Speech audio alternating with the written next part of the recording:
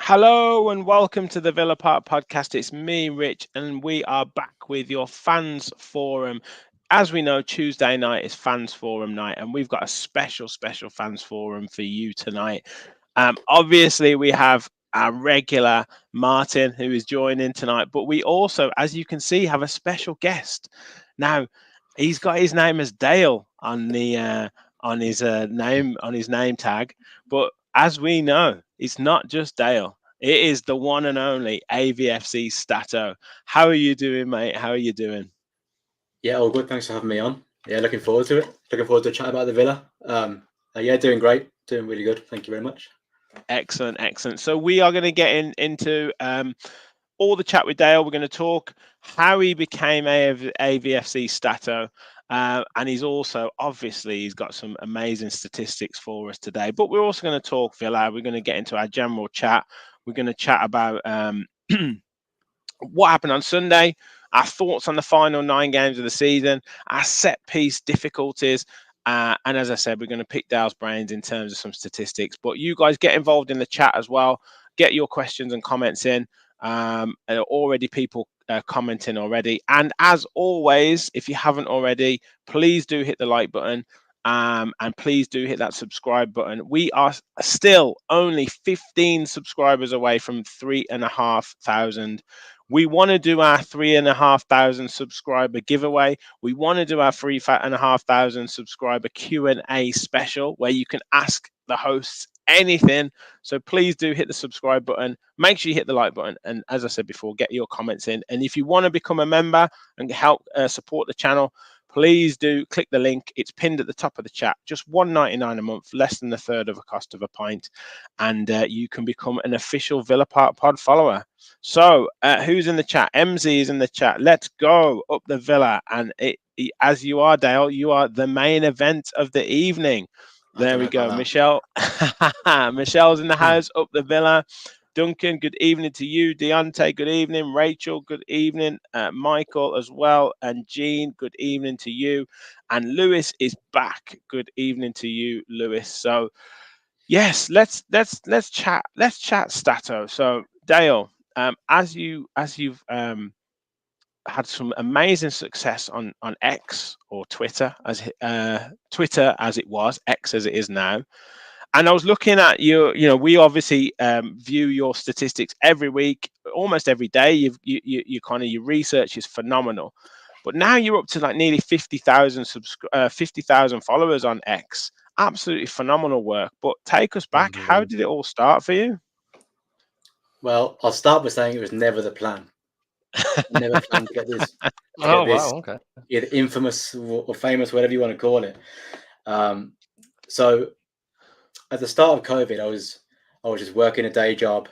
I was renting a place up by the mailbox in Birmingham, and it was all going fine. Then COVID happened, and everything started getting shut down. I was like, well, I'm not going to pay rent and just stay in Birmingham and live in a flat on my own. So I moved back home to my parents' house to try and save for a mortgage. They live in Wales. And during that time, like live in the sticks in Wales, it's sort of middle of nowhere. There's nothing over. Yeah. There's nothing going on. I'm bored out of my mind. I work in data. That's my day job, and I'm a big Villa fan, obviously. So I thought one night when I was just on my computer, I was like, I don't really know anyone who's doing sort of like stats for Villa at the moment. So I thought, there's a bit of a niche there. Let's give it a go. And I think in like the first month, I got like 1,000 followers on Twitter in the first month. And then the first month was just like sort of me sort of scouring different websites, seeing, what sort of stuff I would like to track. putting out like a few tweets here and there to see what sort of traction I would get on certain things, and then just from there, it's just been sort of rocket ship. I've been trying to grow on other platforms as well, but it's a lot slower on those. But yeah, no, like on Twitter or X or whatever you want to call it, it's been a wild ride for sure.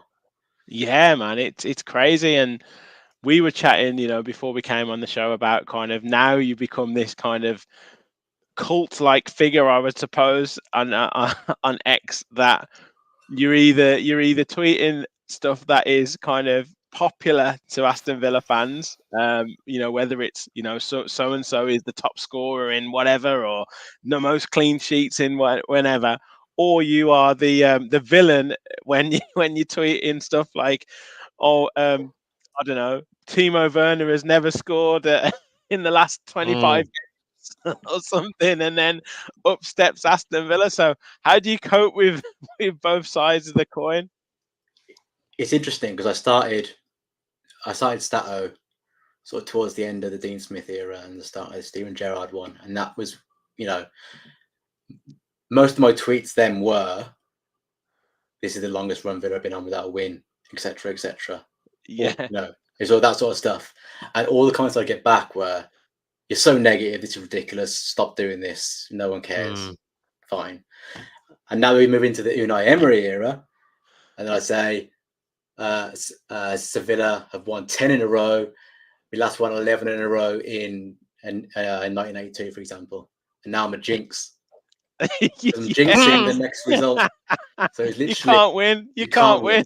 You can't win. So I just, and now on a lot of my tweets now, I put it out and then I sort of log off and, Yes. Yeah.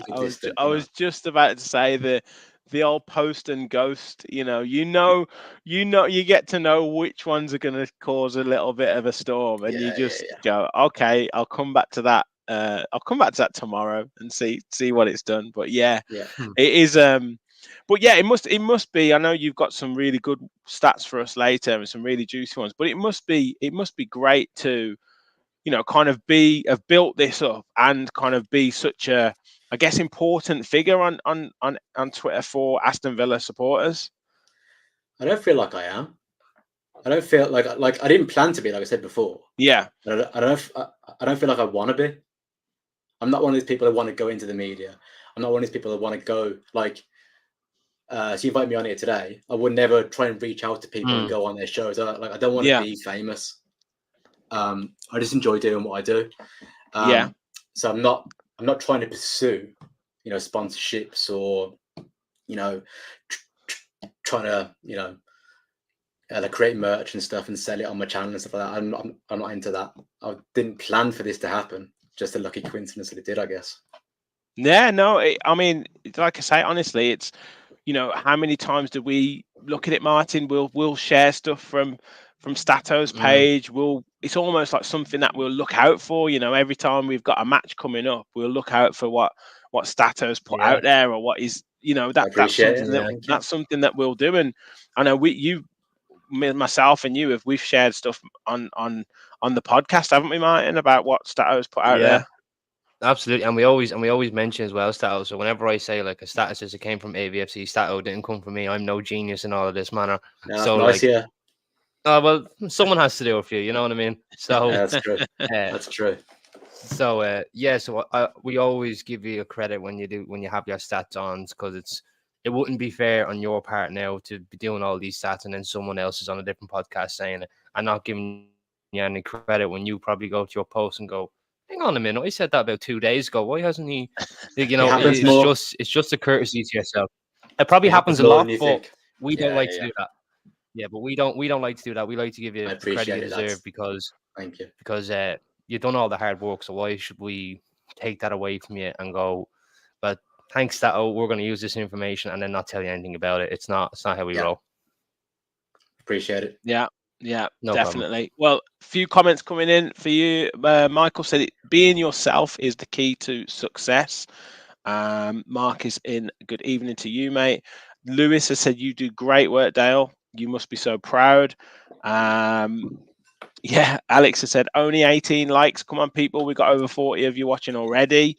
So make sure you smash the like button. But greetings from Miami. Amazing. Thank you for watching. And yeah, what are you supposed to do to the Wolves game? We'll have enough shows, mate. We'll do a few shows. Don't worry. So make sure you stay tuned to the channel. Lewis also said you can't please everyone. So F all the F all the bell ends. Yeah. Adamski says hail up the Villa.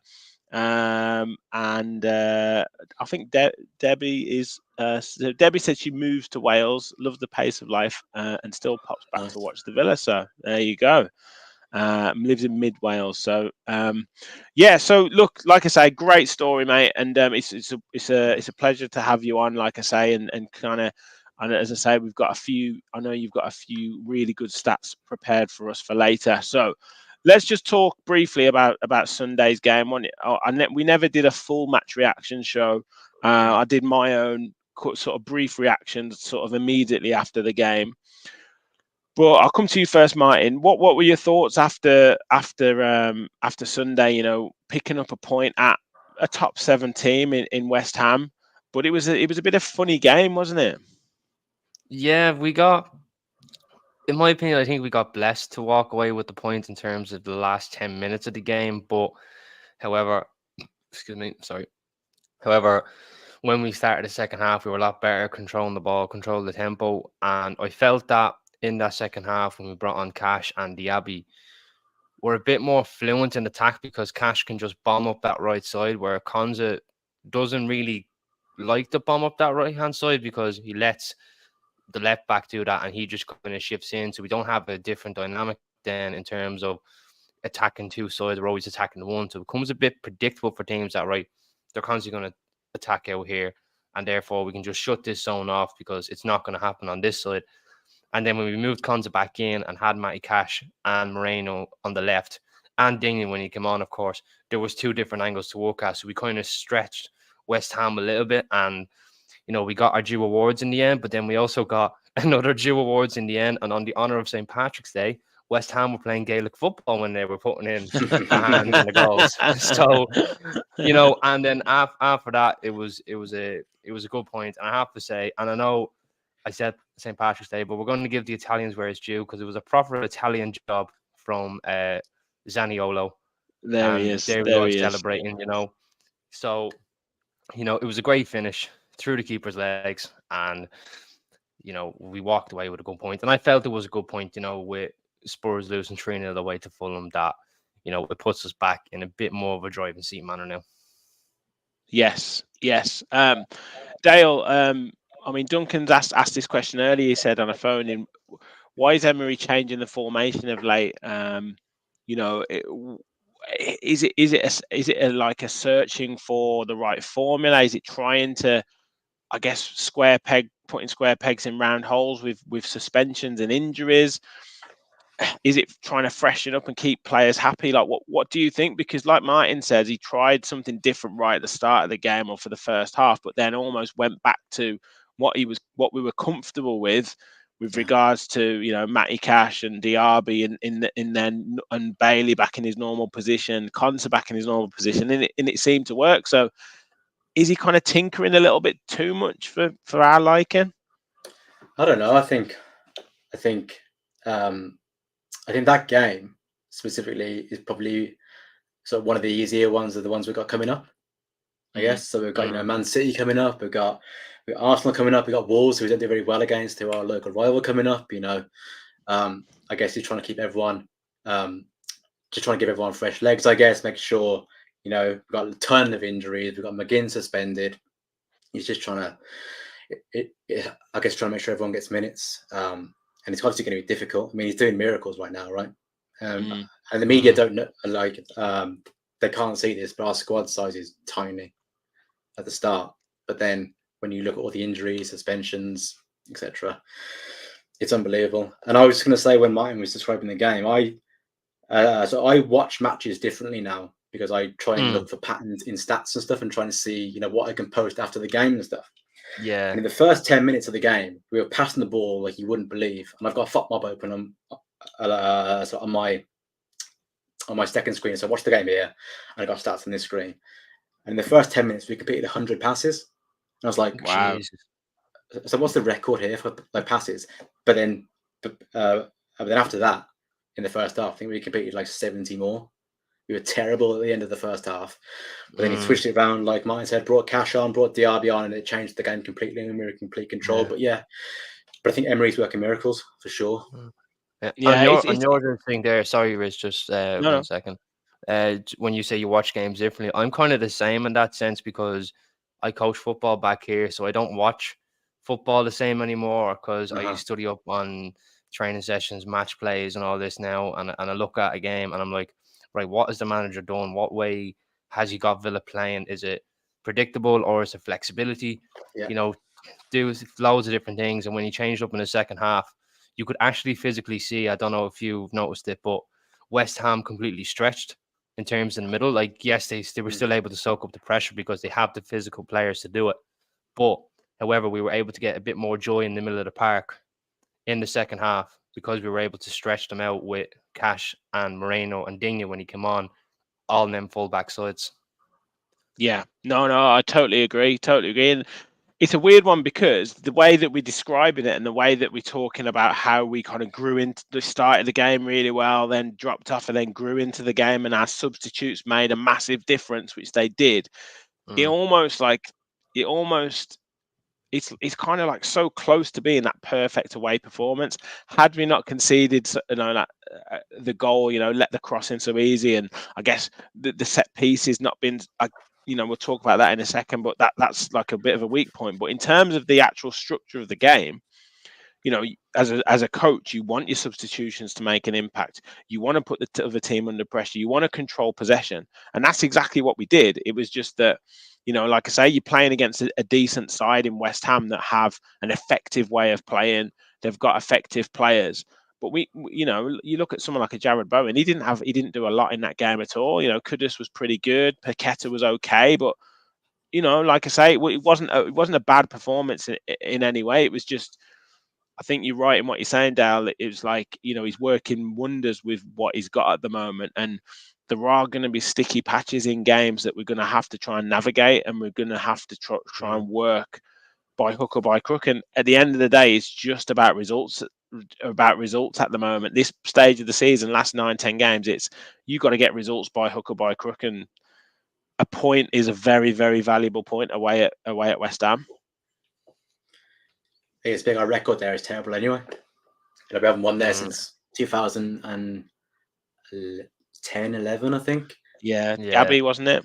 Yeah, I was there for that game. I think it might be my last away Premier League game that I actually went to. They need to go again. yeah. But yeah, no, our record there is terrible, so the point's always good on the road there for sure. Yeah, I totally agree. Few comments. Weston says, and that's who West Ham are, a top half Premier League team who won a European trophy last year and in a European quarter-final this season. It's a good point. Yeah, absolutely agree. Michael also asking the question, has Emery changed the way that we all watch football? I think he probably has, because of the philosophy, because of this style, like Dunk says, we're built for 4-2-3-1 or 4-2-2-2.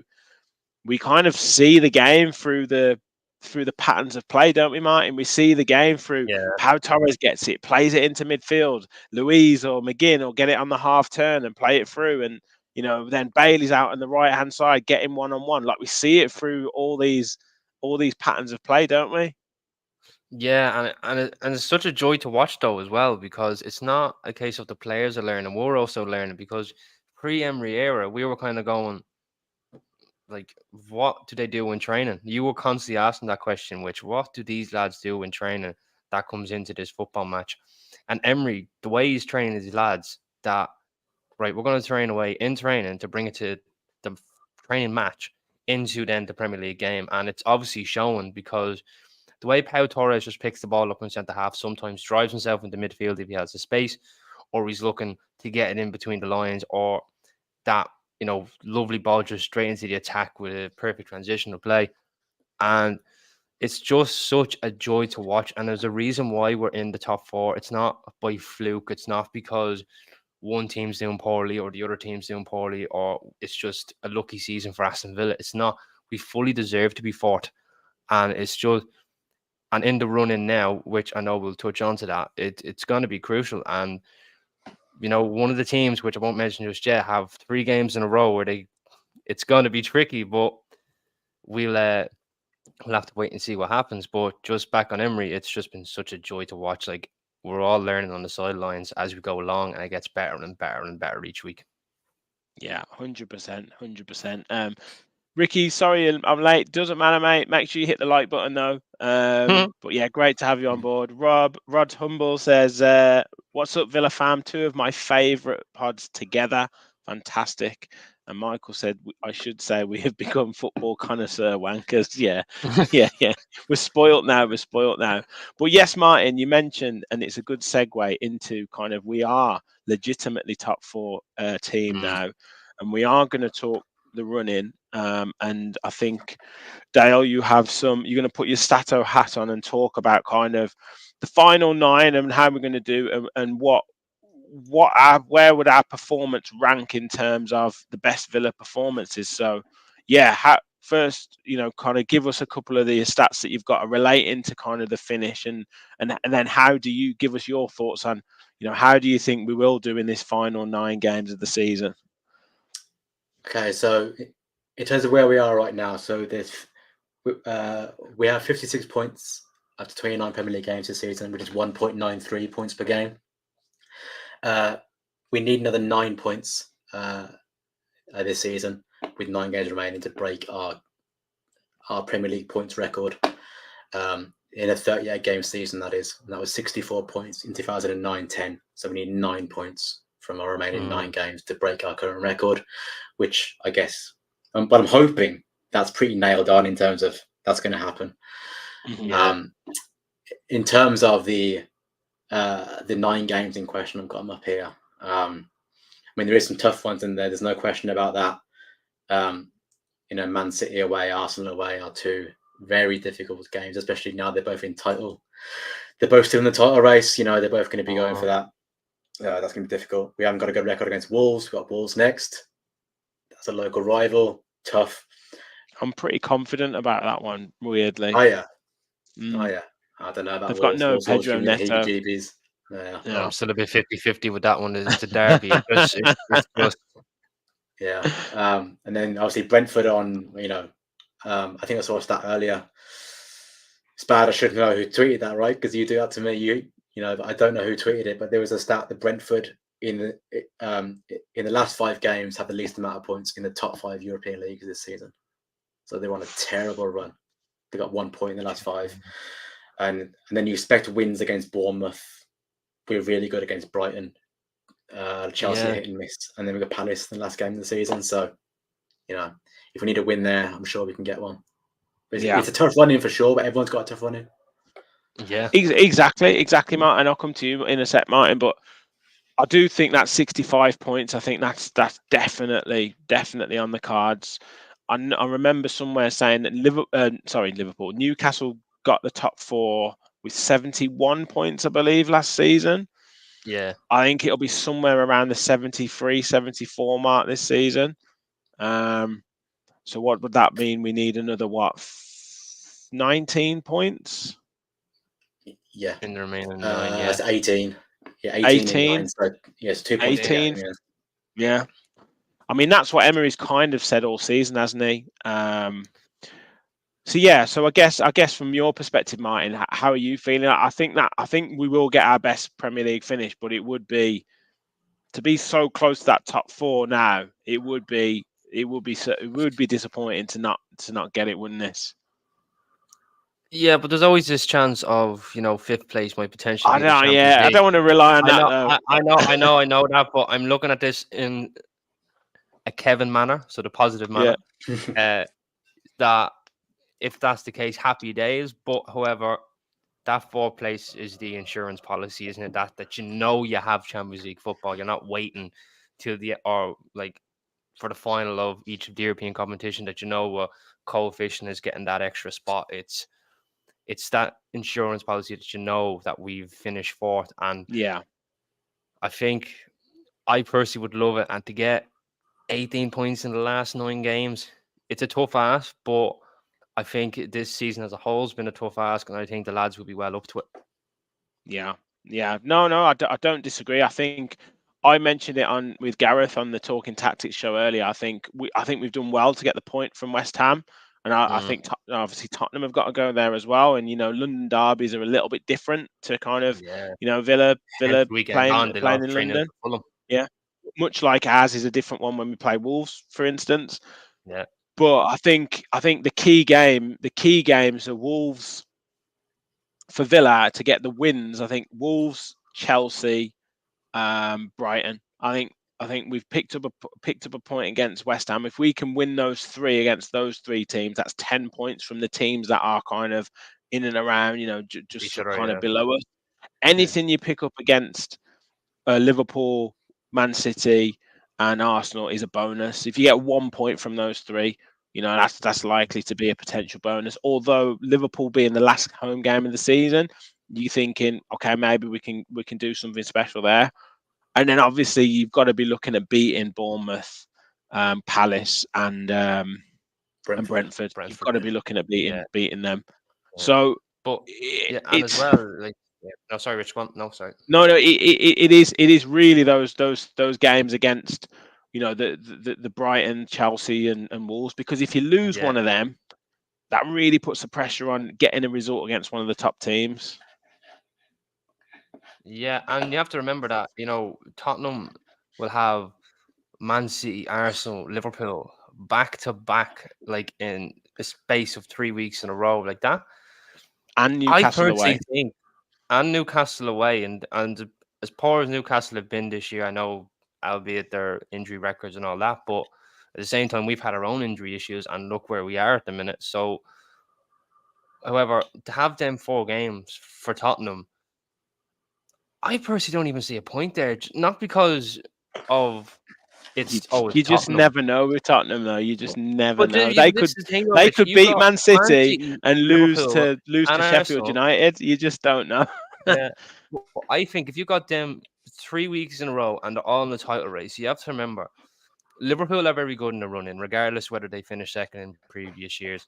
They don't stop losing, or they don't stop winning. Sorry, Man City's the same. They never lose when it comes to running. When it comes to that nitty-gritty business end of the season, Man City turn up. Arsenal, they've proven to be the same. I know in terms they probably bottled it last season, but however, they're still very good in the running. They're there and thereabouts, and like them 3 games, and if them 3 teams catch the right form for this run in, Tottenham, I don't think will get any points there whatsoever, and it puts us in a really good position. Yeah, it does. It does. Let me just go through some of the comments. So Debbie has said, I will be so disappointed if we don't get that 4th place. Emery has brought a higher expectation to fans. John says, I'm actually looking forward already to next season without injuries. Unai is just incredible. 56 points already and loves the show. Thank you very much, mate. Thank you for your support. From Brentford, the Tony bounce has definitely ended. And Rod also agrees with him. Brilliant. Weston said, remember Arsenal going for the title threw in a few bad performances last season when the pressure was on. They'll hopefully do it again against us. Yeah. Hopefully. Michael said, stop, Dale. Don't say any more with your stats. Rod said he can't remember enjoying being a Villa fan this much since the early 90s, late 80s. Duncan and John saying that 5th might get Champions League and it would take 5th. Yeah. Rachel says she doesn't go for points. I'm just going for places, hopefully higher than the top 6.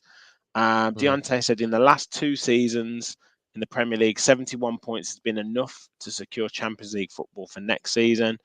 Yes, and Weston saying 5th is now an 85% chance of getting the Champions League. Ricky says rather finish 4th and have entrance through the back door. Yeah, I agree. Michael said Kevin doesn't know what he's talking about, always says the wrong things. Yeah, you wouldn't be saying that if he was here, though, would you? Got him on my payroll now, Rich. It's all right. It's good. I'm paying him a bit more than Kevin is. Bear with the usual 1 game at a time. Definitely agree with that. Michael says 1 game at a time as well. We'll save your question, Adamski, for a little bit later. Duncan thinks Spurs will finish 6th. Just a quick question here. So Duncan said Villa will get 4th spot, so he's very confident. Okay. I'll come to you first, Dale. Do we get that 4th spot? Yes. But I don't think we're going to get as many points as we expect. I don't think Spurs and Man United will either. So I think we'll get it, but it won't be all our doing. I think Spurs and Man United will mess up. Yeah, there is, there's still a quarter of the season left to go. People don't, it's a lot of points to play for, isn't it? It's not like you're in the last 3 games. So, yeah, it is a lot to go at. Martin, what are you saying? Yeah, I think we will. I think we will. I just can't look at past the Tottenham run of getting to 3 teams, 3 games in a row, and they're in the title race, and that will just put us in that good position. I do agree with Dale. We are probably going to make hard work of it because it's Villa. We never seem to do things the easy way at this minute, but I definitely think in 4th will happen. Yeah. Well, look, there we go. Michael saying 69 points thinks we'll get and 4th spot. So just in terms of a couple of other bits and bobs to chat around, I know you prepared some stats in terms of I guess some records that have been broken. You've mentioned before about kind of Unai Emery coming in and literally breaking every record, but it's not just the manager. There's players as well that are doing absolute bits. And one of them that you wanted to focus on, Dale, was a certain Mr. Ollie Watkins. Great picture there, Martin. Fantastic there. So take it away. Like, give us the lowdown on Mr. Watkins, because he's having an incredible time at Villa at the moment. He's already broken some records, and he will break more, I think, this season as well. So currently he's got 16 goals. He needs 4 more goals a season to become Villa's first player to score 20 goals in a single season. Benteke got 19, which is currently our record holder. So Watkins has scored 9 away goals this season, which is the most on record for Villa, tied with Dwight York in 97-98. If we take our penalties out of that, then Ollie Watkins has the outright record of away goals in the Premier League season for Villa. Okay. Yeah. So York scored a penalty in 97-98. So if we take penalties out, then he's got the record. Okay. Ollie Watkins has 6 assists away from home in the Premier League this season. That's the outright most of any other player in Premier League history for Villa. So Ollie Watkins has 6. There was a load of players with 5. So James Milner in 2005, 6. Dwight York, Ashley Young, Gareth Barry, Thomas Hitzlsperger as well got 5. But Ollie Watkins already has that record. So it's just crazy. I could go on for days about Ollie Watkins' records this season. The big one, he's the only Aston Villa player in Premier League history to score 10 plus goals in 4 consecutive seasons. And he's the first English player in Premier League history since Robbie Fowler to do that in his first 4 seasons in the competition.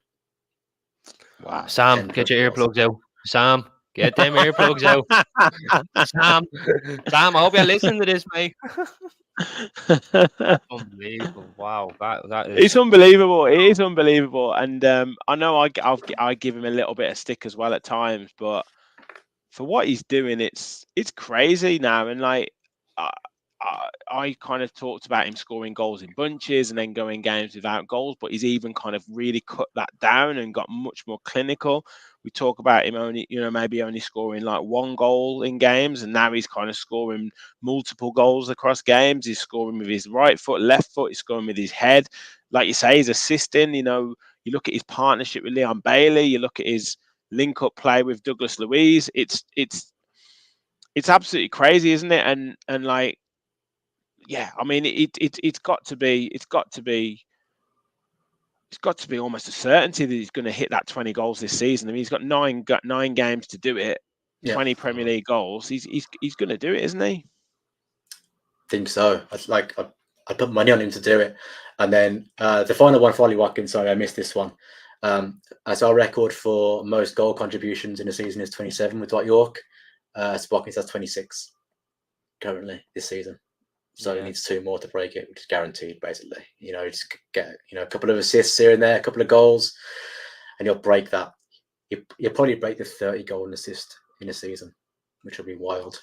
That'd be a wild. And he's got, what is he on, 23 in all competitions or 22? Yeah, I think so. Yeah. It's ridiculous. So This it season he's could having. be a possibility that he gets 30 goals across all competitions this season, which would be incredible. I mean, again, it'd be good to know when the last player for Villa got 30 goals across all competitions, because, like Sarah, I remember York getting 17 Premier League goals in one season. Obviously, Ben Teke got 19. Obviously, I think the Coca-Cola Cup season that we won, I think that was York got 17 Prem and maybe 5 or 6 in the Coca-Cola Cup as it was at the time. So yeah, it's unreal. Martin, any word on Mr. Watkins from you? Yeah, I just have to say that Emery has really changed him, because remember in his interview with Tubes and Soccer AM, and he was constantly shifting to the left, and you would actually genuinely see him do that. And Tubes asked him, "What is Emery doing with you? Like, how are you scoring these goals?" And Emery just said, "Stay central." He goes, "Is that it? No, that's it. Just stay there. Let the wingers do that. Let the wingers do this. You get the ball, do the hold up play, bring different players into the game, and just stay central, centre half to centre half. And look, the due awards are happening." And it's not even just that with all the goals and the assists. It's his off-work stuff on the ball too. He has no problem pressing. He has no problem making it hard for the centre backs at this minute, because it's it's a nightmare for defenders if someone is able to score all these goals and press you at the same time when he doesn't have the ball. As a defender, you're nearly second thinking, because right, if we have the ball, he's probably going to be on my back, so I need to get rid of it as quickly as I possibly can. And when he does have it, he's red hot at this minute. You don't want to give him an extra yard. And he's just absolutely brilliant. And I remember there was all this criticism with, he probably wasn't scoring enough or, contributing enough. But however, the off the ball stuff was always so important, because he was doing all the off the ball stuff and getting himself in the box for these chances while getting the 10 plus goals that he was getting, as Dale just mentioned. If he didn't get them goals and he was just doing the off the ball stuff, I'd be worried then, because you'd rather him be there for them chances, because if the chances come, he's there, and he's always there. He's going to get the goals. And now he's really relishing this season of just not drifting out wide, taking up someone else's space. He's staying central. He's bringing it in. He's bringing other players into games. Like you said, Rich, the link-up play with Douglas Luiz, the partnership he has with Leon Bailey, and as well as that, even his awareness for the fullbacks, that when he wants to cross it in, he knows where to be. He knows whether to go across the front of the centre half or come at the back into the back post. And he's been absolutely unbelievable, and it's just been such a joy to watch. Yeah, Dale, is there a risk that we I don't want to say it, but is there a risk of other potential suitors for Ollie Watkins' signature in the summer? No. Who's got 100 million to spend? Well, yeah. Well, we're going to talk that a bit later. But yeah, you're confident that he stays put. He's thriving now under Emery, isn't he? I mean, he had a bit of a barren spell under Gerrard, which all the players did. Yeah. I feel like he's thriving now. He's smashing all these records. He's going to smash all these records this season. Well, he's keeping you busy, that's for sure. I tell you what, I think people are bored of me about tweeting about Ollie Watkins now, to be honest with you. But yeah, like, he's breaking his own records. This season is his most productive to date in terms of goals and assists. So, long may it continue, if you ask me. Absolutely. Few comments flying in. Duncan says 19 goals is the max in the Premier era. Pongo Waring got 36. John Fraser says, wow, where do we find Dale's channel? Great info. And Rod's put it up there. So there's the link for Dale's channel, AVFC at AVFC Stato, obviously, on YouTube. And yeah, we'll give you a plug later on as well, Dale. But yeah, great watch-alongs and great information on your channel. Perfect Paddock's in the house, and he's got a question for us as well, which we'll save till the end. Weston says 26 already. That's class. You have a fan of your shirt as well, Martin. Adamski saying nice shirt. There you go. My good Australian friend. Fair dinkum to you, Adamski. Thank you. Michael says Watkins is that fine wine which gets better and better with time. In the next 2 seasons, we will see this. Weston says, yeah, Watkins has become an all-round player as a striker. Yes, Aurelio Gomez says, what's not mentioned so often, Watkins seems impervious to injury, touch wood. Yeah, let's keep our fingers crossed on that. He's only played to start every game this season for Villa in the Premier League and playing every game. Yes, there you go. There's another wonderful stat. Yeah. Ant Littlejohns says, with regards to points, he's going for Wolves 3, Man City 0, Brentford 3, Arsenal none, Bournemouth 3, Chelsea 1, Brighton 1, Liverpool 1. So 3 draws in a row there, and Palace 3. So that'll be a total points prediction of 71. Gary H. Bringing us all back down to earth with Gary, stop. Please Gary, don't say Gary. that. I'm not even going to read that out. Yeah, I wasn't even reading that one. When he went down against West Ham. Oh, hearts dropped, didn't it? Oh mate. Oh my god.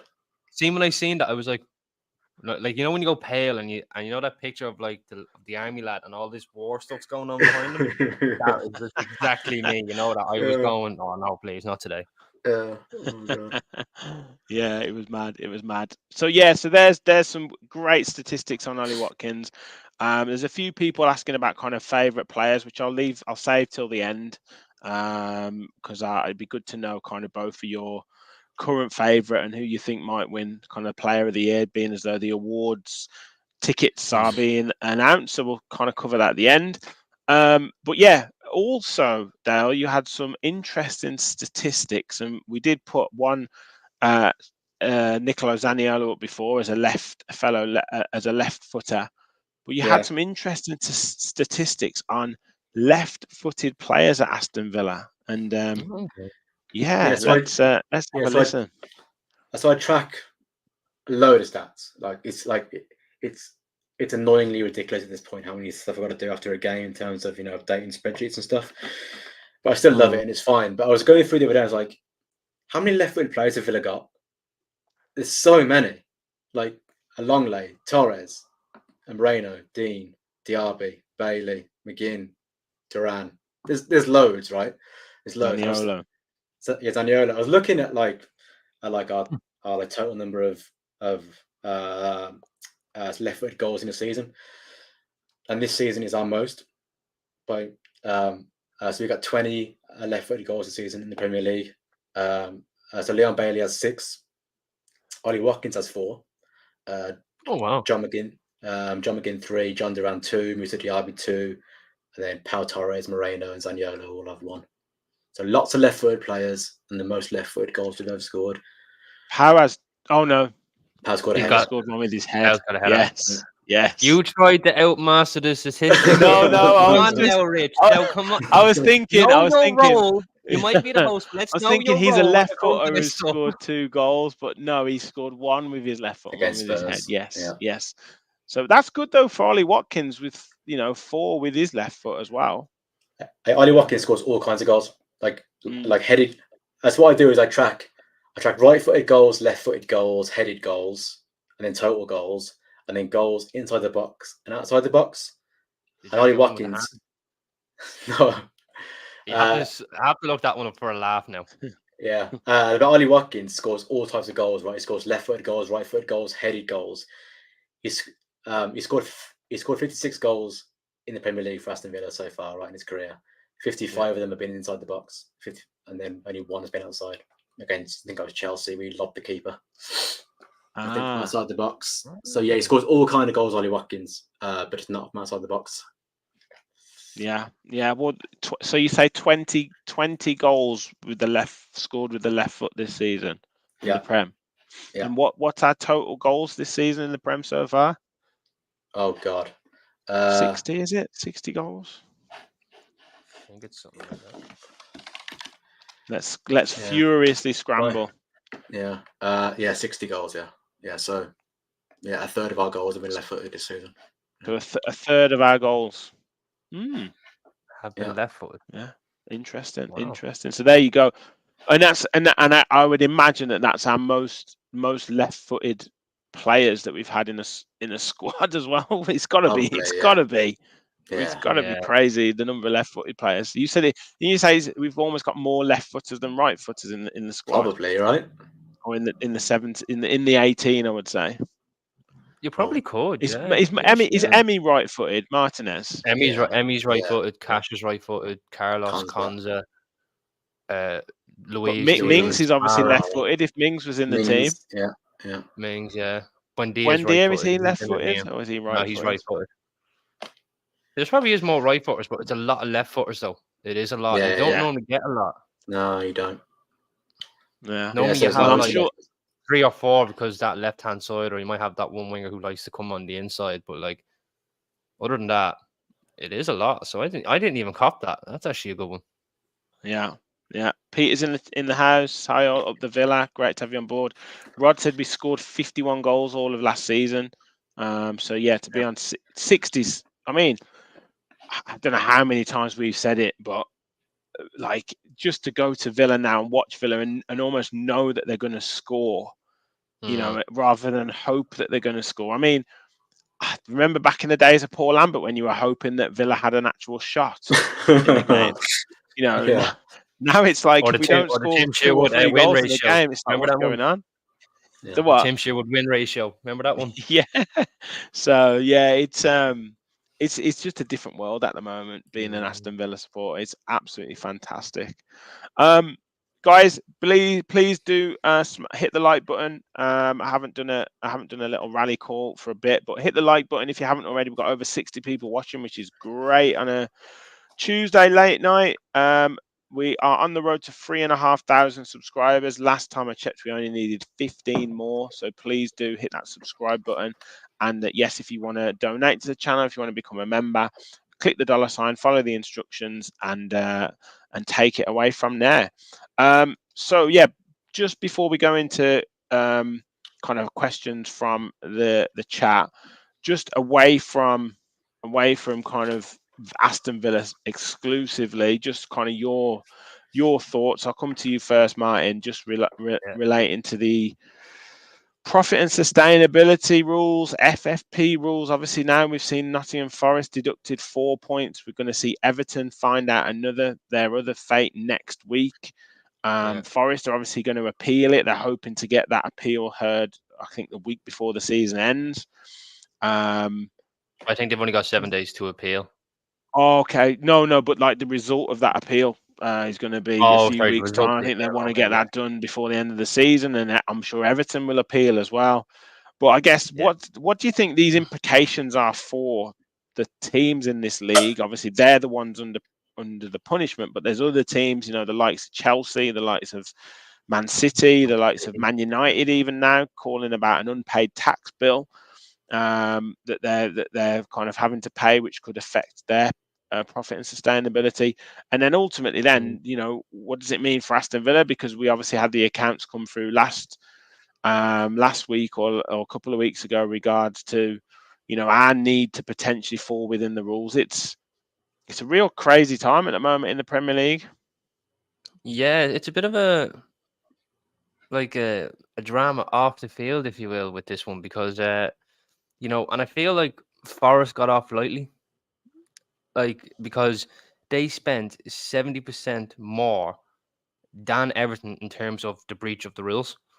So like, and they only got 4 points, where Everton originally got 10, but then got 4 back, wasn't it? Or did they get 6 back? They got 4 back, so it was 6 so in the end. Back, so it went to a -6 point deduction.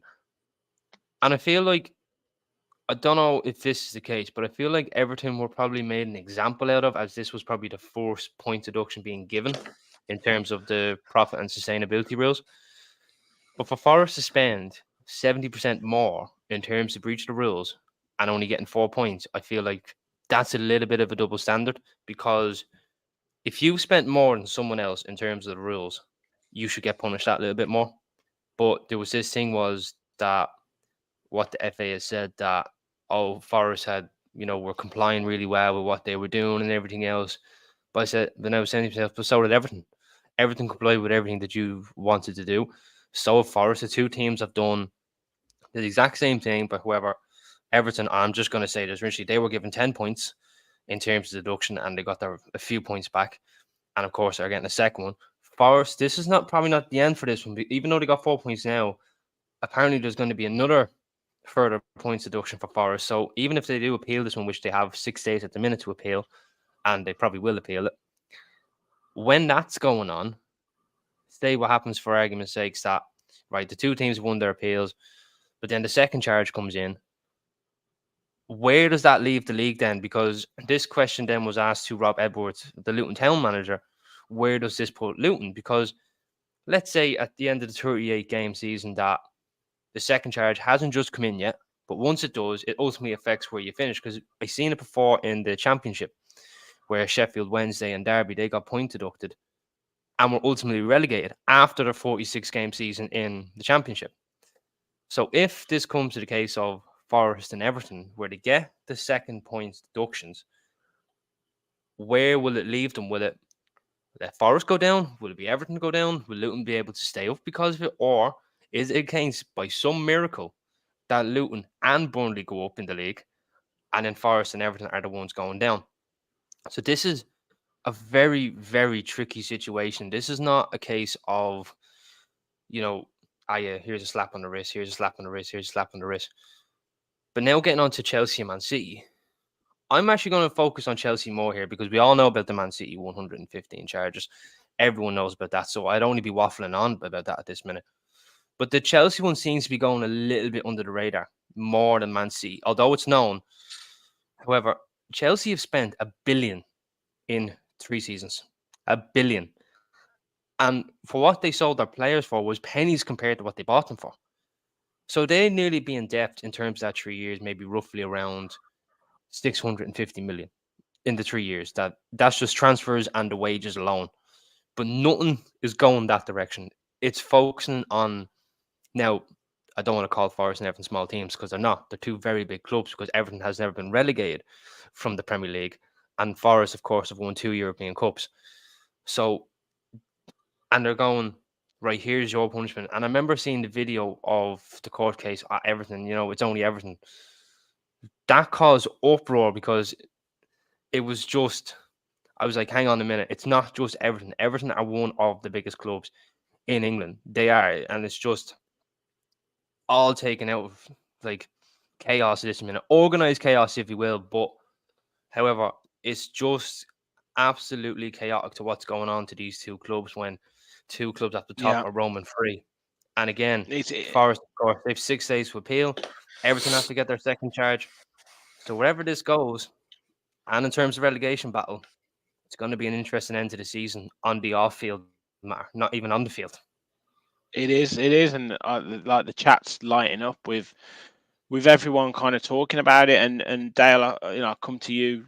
It's a messy situation, and it does seem to be a situation that obviously Everton and Nottingham Forest are the ones that are kind of dealt with first almost, but Man City kind of keep it delayed. Chelsea kind of keep going and going and going and spending and spending and spending. Yes, they signed players in these longer contracts. Yes, they sold a lot of players from their academy. Maybe their comeuppance will come in a year or two's time, especially if they don't qualify for European competition. But or will the rules change somehow magically by the time that they're going to come to get punished? But it does seem like a real. First of all, your thoughts on the process, but then also it does feel like the big six or the top six or whatever you want to call it have got this kind of ring fence of making sure that no other club can kind of get involved in this, to upset the status quo. Yeah, so I think there's Michael Huggins in the chat saying that he's lost with FFP. I am exactly the same, and I also I find it quite depressing. Yeah, so there's talk about Villa having to sell Jacob Ramsey this summer to comply with FFP because we can make pure profit from him. We've sold all our youngsters for the last few years trying to comply with FFP. It's just depressing. I don't like it. And yeah, I completely agree with what Martin said about Man City and Chelsea, sort of getting off scot-free. There's sort of rumours around the rules changing next year. You wouldn't put it past the Premier League and all the higher ups to push the Man City and Chelsea stuff sort of out that year. But yeah, I just find it depressing, and I don't really understand it, to be honest with you. I don't try and That's the thing. Yeah, read the articles and stuff, but yeah. Well, it's not even just them. Yeah. There's also funny enough, there's actually also Leicester City being thrown into this mix because Leicester, when they put from out when they were in there before. Yeah. because when they put out their papers for the Premier League stuff because they were relegated, and I don't know what's become of that at the minute, but the EFL said, "Oh, we want to see that as well," and Leicester knew the rules and said, "No, I don't think so, mate. You don't get our official records till June, which when the season's finished." So if Leicester get promoted, which I think they will, and they give their paper stuff in June, it's not going to matter to the EFL because they're gone from there. That's it. But when they get back to the Premier League, there's talk to them getting a point deduction for obviously when they got the Champions League places, finishing in top six, spending money on the likes of Tielemans, which they lost 40 million on. Probably, I think they made a profit in James Maddison, if I'm correct. They didn't make profits here, there, and everywhere, which would affect them. Made a big one on Mahrez, right? Yeah. Made a big one on Mahrez, made a big one on Kante. They made a few, but when you break it in a few years of the span there, and then they didn't make a lot either, which is going to massively affect them. Hence why they got relegated. They couldn't attract better players. Why? Yeah. Because the likes of Man City, the Liverpools, the Man Uniteds, the Tottenhams, the Arsenals, they're the teams players want to join because they'll know they'll stay in the Premier League. They'll know they're guaranteed their wages. Yeah, you accept that there's going to be an element of the cream rises to the top. The better players are going to, go to the bigger clubs. That's always going to happen. But you want to have some sort of meritocracy whereby people, if they do well, can join the top table, or you want to have some form. I know they don't, but you want to have some way of kind of being able to improve, because it just becomes ridiculous. And like you said, Dale, it does become depressing. I said a few weeks ago, if you've got to get to a situation where you have to sell your academy players just to fall in line with rules that are accounting rules, then what's the point? Yeah. Like, the whole point players is don't even develop that way. Yeah, the whole point of like a club bringing through their young players is so that you, as a football supporter, can identify with a player that's come through the ranks, has supported the club, and got onto the first team pitch. You're not identifying someone who goes through the academy and then gets sold for 20 million to satisfy the FFP rules. But that it seems like the good intentions of making clubs fall within certain accounting rules and not kind of going out of business has almost eaten itself to now become like, oh well, we'll just keep selling our best academy players because we can offset the cost of that for the next 3 years, and then we'll just buy a couple of younger players from other Championship or League One clubs for cheaper, and they're probably the same. Like, it just doesn't make sense. But yeah, I mean, like I say, loads of comments coming in. What have we got? Gary said, I suppose FFP, etc., will bring better coaching instead of trying to buy success like City, United, etc. That was the plan with it. That was definitely the plan with it. Rachel has some sympathy for Forest, but they could have complied by selling early, but they took the risk for waiting for more. Yes, they wanted more money for Brennan Johnson. Adamski says time for wage caps. Oh, I don't agree with that one. Michael says, so what will happen to Man City who are obstructing the process? Exactly. Rich is in the house. Sorry, I'm late. No problem at all, mate. Just join in with the chat. Weston said it seems because Everton didn't cooperate with the Premier League at first, but Forest did from the offset, so got a less points deduction. Duncan said Forest are a bigger historical club than Chelsea. Absolutely, no debate. Peter says Chelsea should be penalised down to the League One. By your logic, I'm okay with that. Yeah, exactly.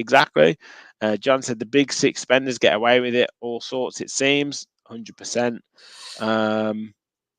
Aurelio Gomez says Man City charges a false accounting, not overspending. So maybe that's a slightly different breach. Everton are founding members and have played more games in the top league than anyone else. Yeah. Gary said it should be calculated on how rich your owners are. City, Newcastle are loaded. Fair enough. They can only sign so many players at the end of the day. Yeah, I mean, there's a squad cap as well. So there are other ways of making it. Chelsea will fail FFP next season, says Aurelio. Hopefully. It's a cartel for big clubs, simple as that, says Western. Kevin says the newspapers tried to sensationalise Villa's losses, yet we've complied with FFP apparently. Yeah, I think we're just inside it because there's certain things you can say that, like the women's team and the training ground, and there's various other costs you can put. Yeah.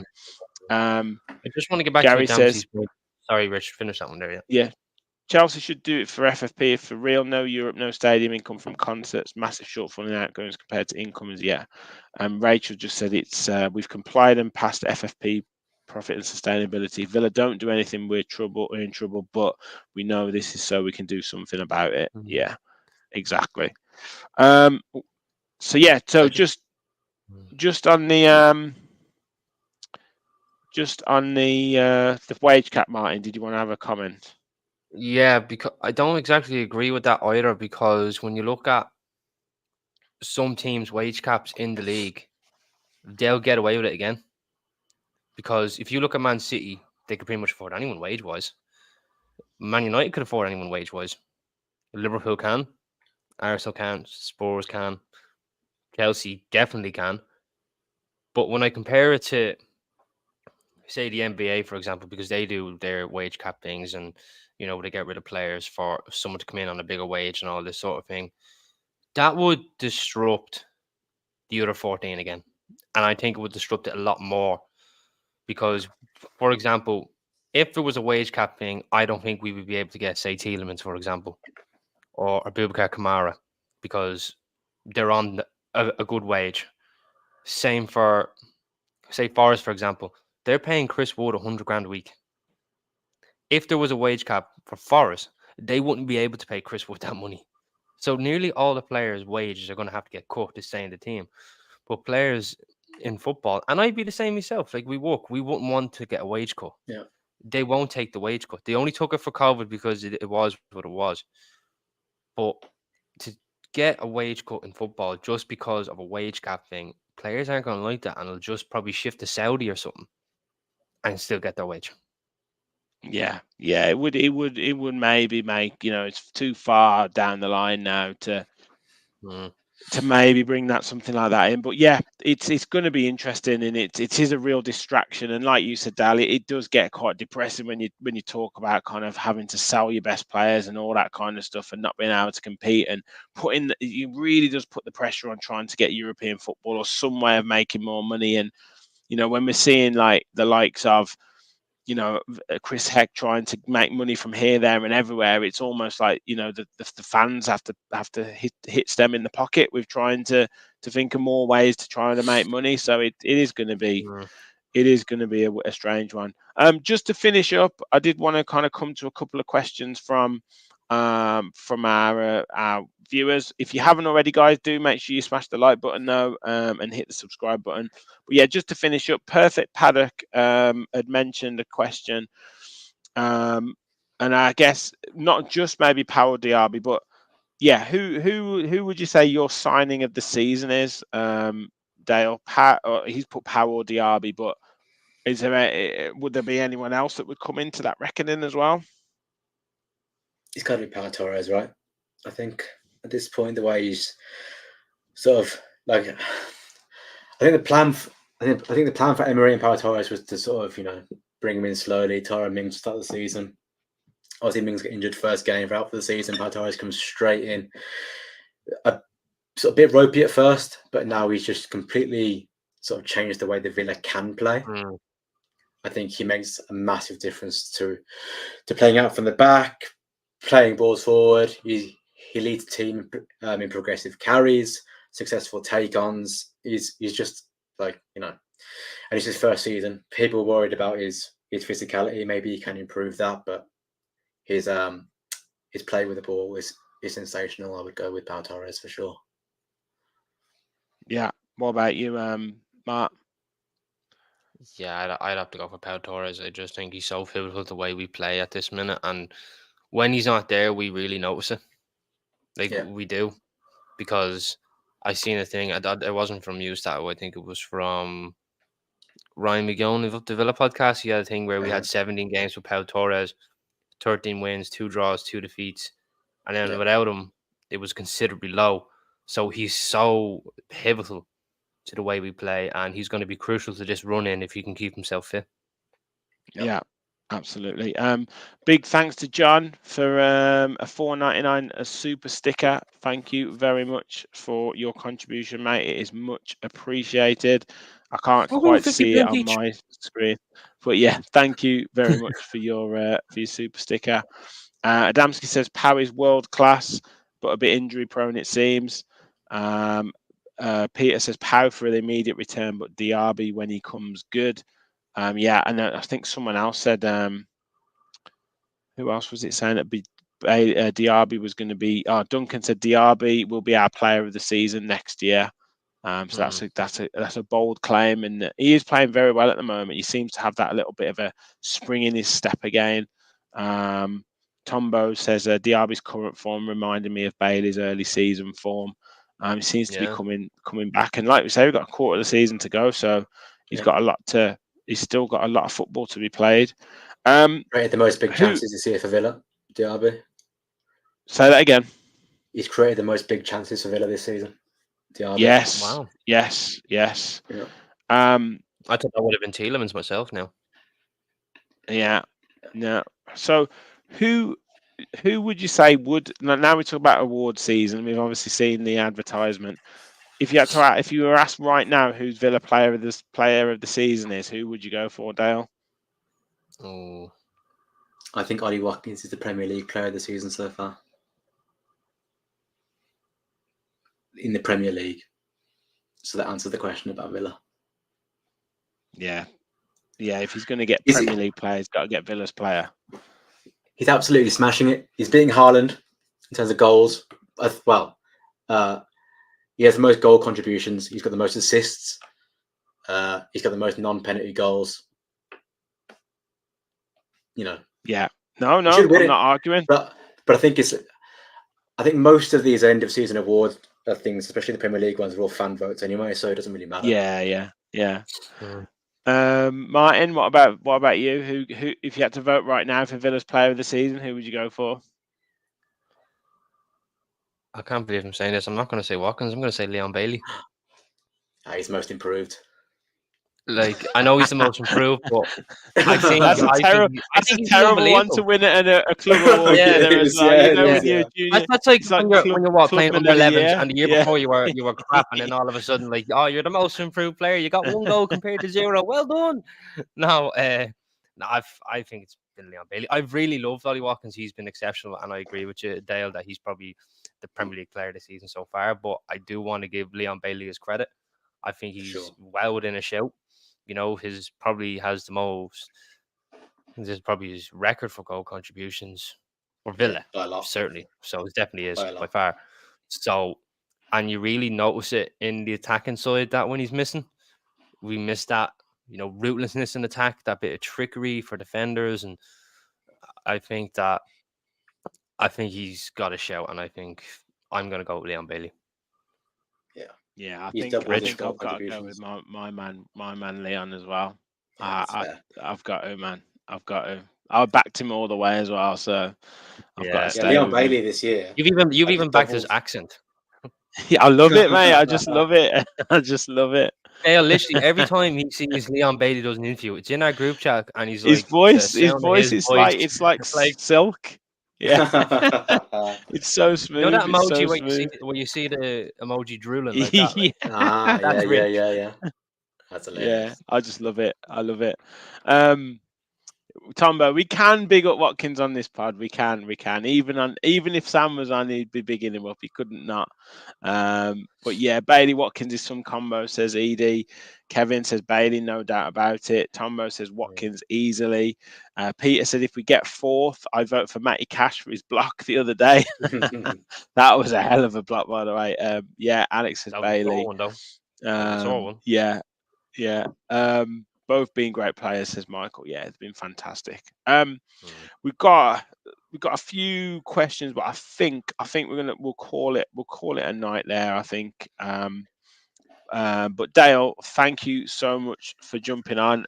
Great to get your story in terms of your start as the Stato man, AVFC Stato. But if anyone has been living under a rock, where can people go to find you on X or Twitter or anywhere else? And obviously, your YouTube channel as well. I know you do. So I know you do your watch alongs pretty much every game. So fair play. Yeah, I'm everywhere. Twitter, Instagram, Facebook, Threads, TikTok, YouTube. Just type in AVFC Stat, you'll find me. There we go. It's a one-man show. And you do a great job. Like we said at the start, mate. Brilliant work. You've like I say, you found a niche, and you and it just took off. And now, like I say, 50,000 people following you on Twitter. That's where we kind of mostly see your stuff. And it's something that I'm sure not just me but everyone else kind of looks for before the game, whether that's to be encouraged or discouraged. So yeah, well, that's what that comes with the territory. Exactly. They're just facts. But yeah, Martin, thank you very much for jumping on as well. Great to have you back on the show. I think it's been a week or so. Great to have you back on, mate. Guys, thank you so much in the chat. Make sure, as I said before, hit that like button, hit that subscribe button, help us on the road to 3,500. We will be back with hopefully a 3,500 subscriber show. There has been some transfer rumors today, so I will hopefully jump on tomorrow to do a quick transfer talk video. So do look out for that one. And yes, we'll be back with all our usual shows next week. Preview show for Wolves, what a big game that is, and obviously match reactions and all that jazz. And potentially a fans forum with Gareth maybe next week to talk on some potential transfers, potential analysis as well, moving into the last games of the season, and obviously the summer pre-season and what we might need. So yeah, plenty more to come on the channel. As I say, thank you so much. Once again, thank you, Dale, AVF, aka AVFC Stato. Thank you all for watching. And as always, remember, we all follow the Villa. Thanks, everyone.